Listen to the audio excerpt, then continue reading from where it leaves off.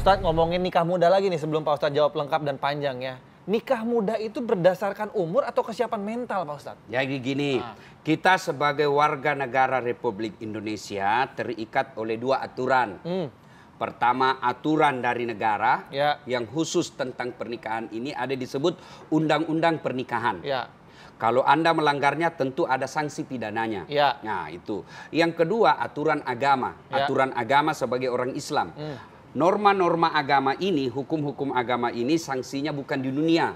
Tapi keyakinan kita sanksinya adalah kehidupan akhirat. Dan sebagai orang beriman percaya apa yang dilanggar hukum agama pasti berdampak pada kehidupan dunia kita. Otomatis. Meskipun tidak bisa dikalkulasi. Beda kalau Anda melanggar hukum pidana ada langsung kelihatan sanksinya. Apa sanksinya? Di penjara misalnya kan. Atau denda, sekarang berbicara tentang pernikahan usia muda, ini dalam undang-undang pernikahan ada syaratnya. Tidak boleh menikah seorang lelaki perempuan apabila usianya di bawah 17 tahun. Ini ngomongin umur nih. Ya 17. Umur. Ada angkanya. Angka ya. Tetapi percayalah saudaraku, kematangan jiwa seseorang itu bukan dari umur.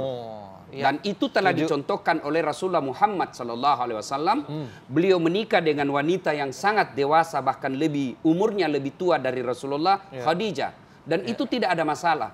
Dan Khadijah lahir mempersembahkan beberapa orang anak kepada Rasulullah. Dan Rasulullah pun terbukti beliau semenjak menikah dengan Khadijah tidak pernah berpoligami. Tidak pernah tertarik dengan wanita lain. Nah itu contoh wanita yang... ngomongin nikah muda langsung ke sini. Dia nikah muda Pak Ustadz. Lanjut Pak Ustadz. Saya tuntaskan dulu. Nah, itu tadi contoh wanita yang dewasa. Artinya jumlah umurnya tinggi. Kemudian Rasulullah juga Allah takdirkan menikah dengan wanita yang umurnya jauh lebih rendah. Lebih muda. Yaitu Aisyah. Aisyah itu dinikahi oleh beliau usia 6 tahun. Nanti diambil, ada sejarah nanti diambil Rasulullah setelah mulai ke usia 9 tahun. Dan juga tidak ada masalah. Rasulullah menikah dengan wanita dewasa, tidak ada masalah. Wanita menikah dengan usia muda juga tidak ada masalah. Berarti bukan jumlah umurnya yang jadi masalah kalau kita berteladan kepada Rasulullah. Berarti yang ada adalah kematangan jiwa. Dan itu sangat terkait dengan keluarga.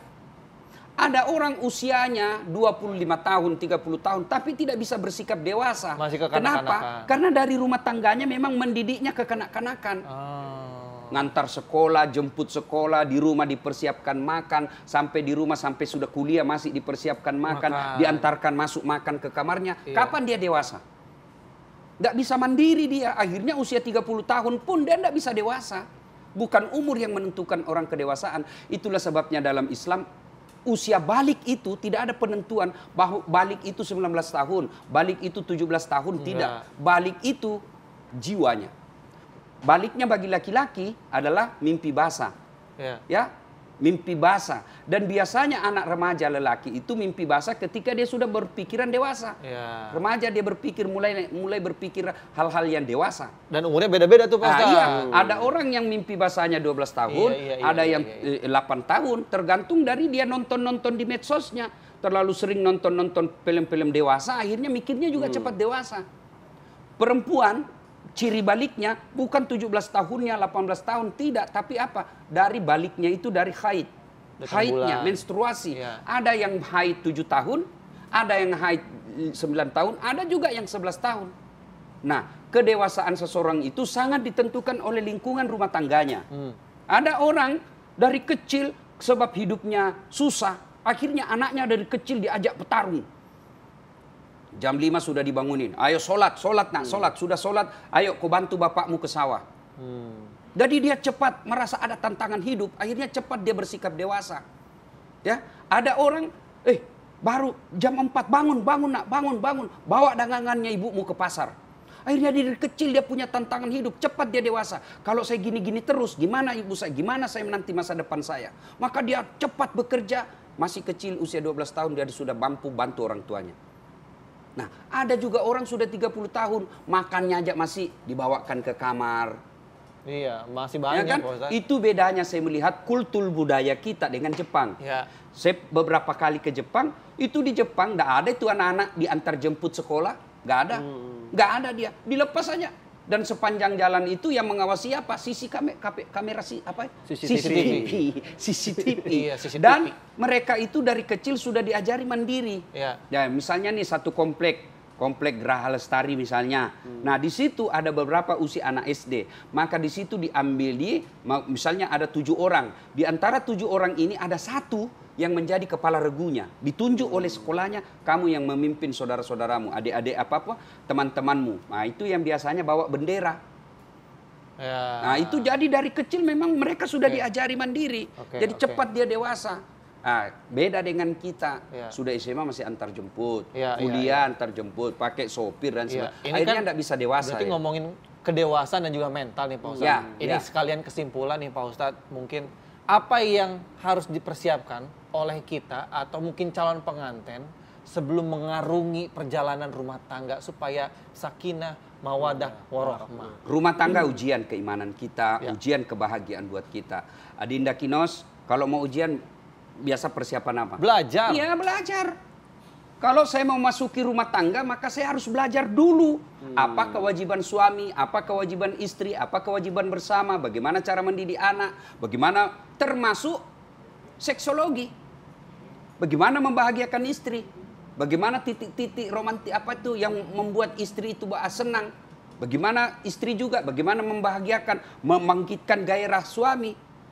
Ya, itu semua harus ditahu. Orang sekarang nikah hanya modal kekayaan, tidak punya ilmunya. Akhirnya apa? Begitu dia berumah tangga kaget. Oh, kok begini?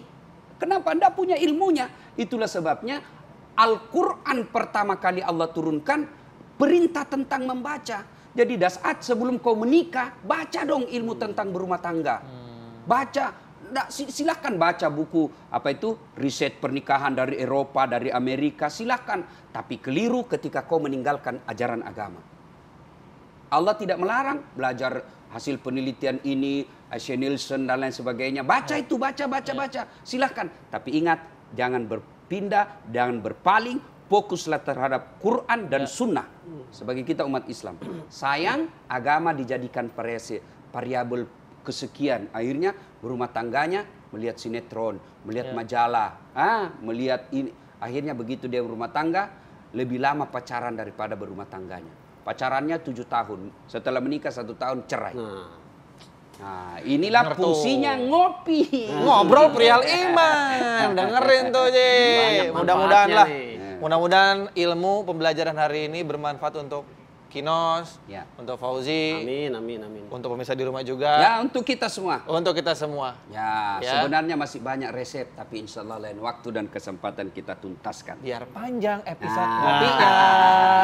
Ngopi lagi. Ngopi lagi Pak Ustadz. Aduh, terima kasih Pak Ustadz. Makasih.